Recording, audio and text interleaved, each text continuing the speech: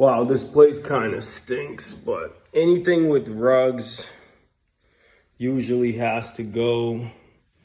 Right, new kitchen, probably get rid of this old cabinets.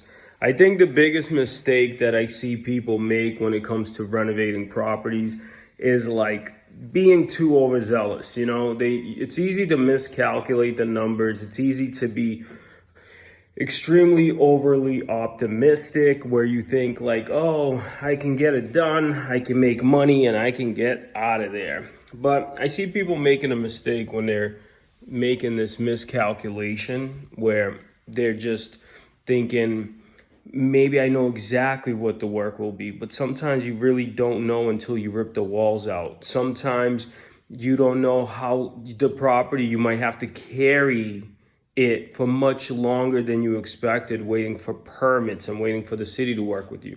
So when you're looking to renovate, while it is fun and super exciting, just remember, the whole point is to make money, but rule number one is don't lose money. So always pay attention to the numbers. If you have a property that you're looking to sell, or you want to partner on one of these deals and do a flip or get paid on one, right?